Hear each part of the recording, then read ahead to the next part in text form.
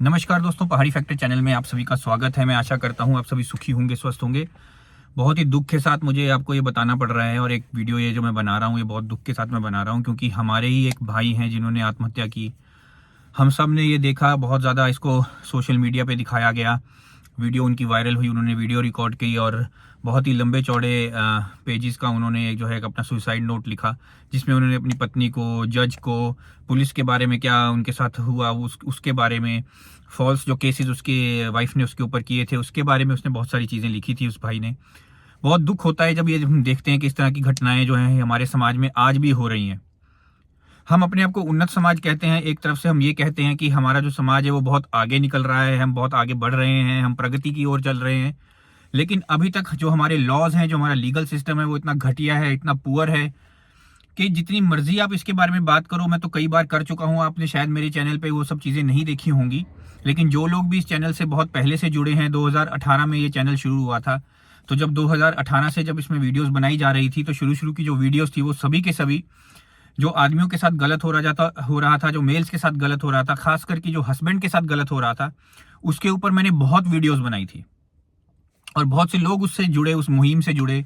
वो मुहिम फिर हम आगे लेकर के गए। इस मुहिम के ऊपर बहुत मैंने बात की। मैं और मेरे पिताजी, जब मेरे पिताजी भी जिंदा थे, उस समय हम लिख के किया करते थे। उस टाइम हम यूट्यूब पे नहीं करता था मैं ये काम, तो लिख करके ये सब चीज़ें किया करते थे, भेजा करते थे, गवर्नमेंट्स को भेजा करते थे, रिकमेंडेशंस हम भेजा करते थे, हम कोर्ट्स के अंदर PIL तक हमने डाली है, लेकिन कुछ इसके ऊपर एक्शन नहीं हुआ।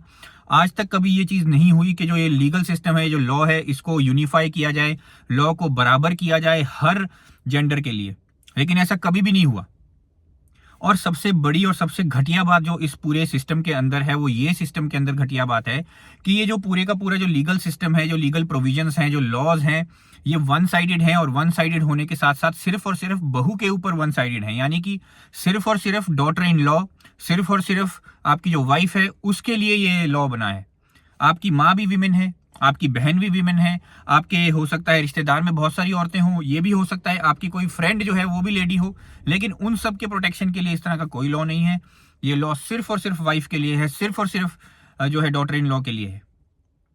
और सबसे बुरी बात इसमें यह है कि ना ही ब्रदर इन लॉ, ठीक है, ना ही सन इन लॉ, ना ही हस्बैंड, इन सब लोगों के लिए ये लॉ एग्जिस्ट नहीं करता। ये जहां मर्जी जाएं, मरें, जिएं, जो मर्जी इनके साथ हो, जितना मर्जी स्ट्रेस में ये जाएं, जितना मर्जी डिप्रेशन इनको हो जाए, ये सब चीजों के बारे में ना तो सरकार सोचती है, ये सब चीजों के बारे में ना कोई लीगल सिस्टम सोचता है, ना ये हमारा लॉ कहता है कि उनको कोई प्रोटेक्शन मिलेगी। और ये जो डेथ हुई है ना, ये जो हमारे भाई हैं जिन्होंने आत्महत्या कर ली है, इन्होंने बहुत सारी चीजों को उजागर किया है। अब मैं आपको ये इसलिए बोल रहा हूं, मैं आपको इसलिए समझाना चाह रहा हूं, क्योंकि अभी तो क्या हुआ ना कि उन्होंने डेथ हो गई। उनकी डेथ होने के बाद जो है उनकी जो वीडियो है, उन्होंने एक वीडियो बनाई, वो वीडियो सोशल मीडिया पे वायरल हो गई, जिसकी वजह से ये बहुत ज्यादा जो है ये विषय उछल गया और बहुत लोगों तक ये पहुंच गया। लेकिन आप यकीन जानिए, ये आज से नहीं हो रहा, बहुत साल पहले से, दसियों साल पहले से, कई दशक पहले से बहुत सारे लड़के ऐसे जो हैं जो बेचारे आत्महत्या कर रहे हैं, जिनकी पत्नियां उनको तंग कर रही हैं, जिनके इन-लॉज उनको तंग कर रहे हैं, उनसे बहुत ज्यादा हेफ्टी अमाउंट, बहुत बड़ा अमाउंट, बहुत बड़ा पैसा उनसे मांगा जा रहा है, उनसे एक्सटॉर्शन तक उनसे किया जा रहा है, उनको धमकाया जा रहा है, डराया जा रहा है।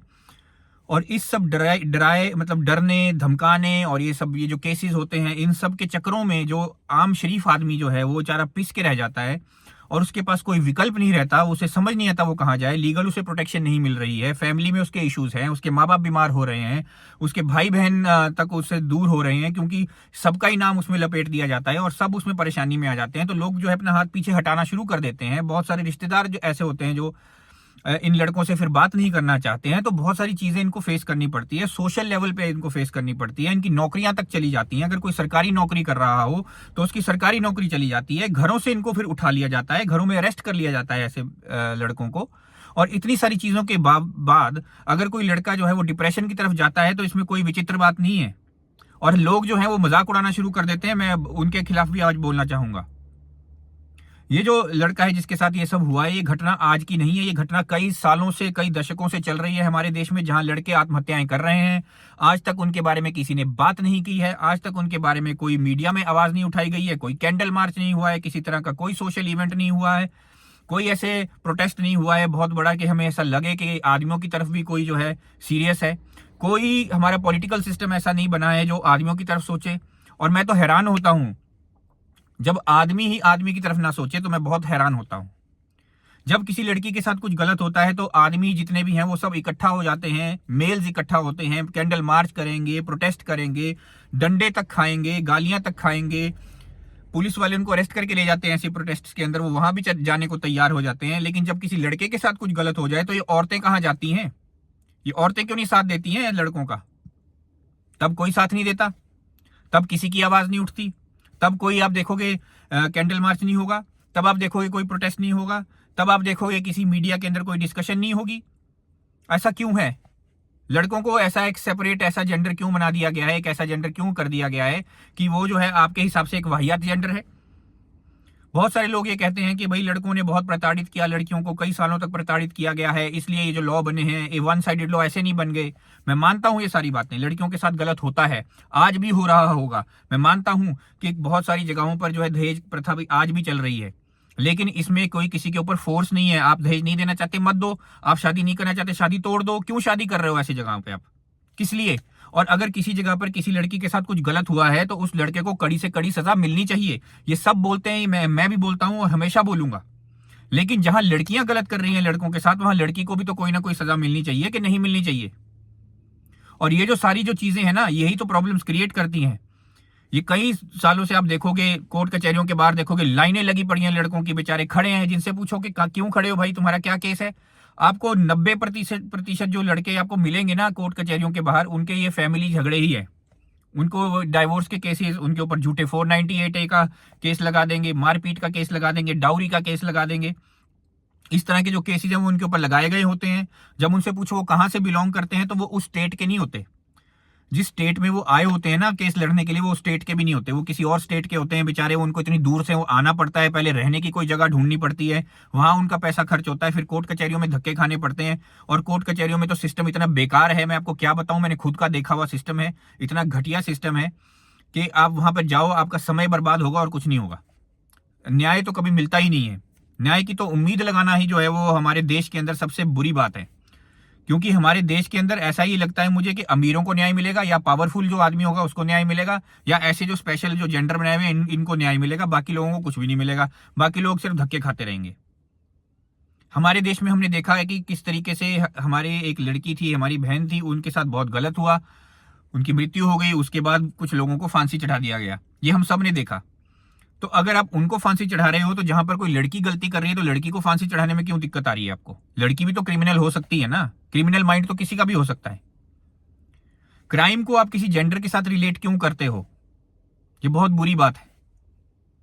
मुझे बहुत दुख हुआ है। मैं उनके माता पिता से अब कुछ ज्यादा तो नहीं कह सकता, क्योंकि देखिए मैं उनका बेटा नहीं बन सकता। उनका बेटा जो था वो उनका बेटा वही था। जिनके भाई बहन ऐसे थे जिनके साथ ये हुआ है, जो उनके भाई बहन होंगे, देखिए मैं उनका भाई भी नहीं बन सकता, उनके भाई भी वही थे। ये हमें समझना होगा। हम उनकी कमी कभी पूरी नहीं कर सकते, उनके परिवार के लिए तो कभी भी पूरी नहीं कर सकते।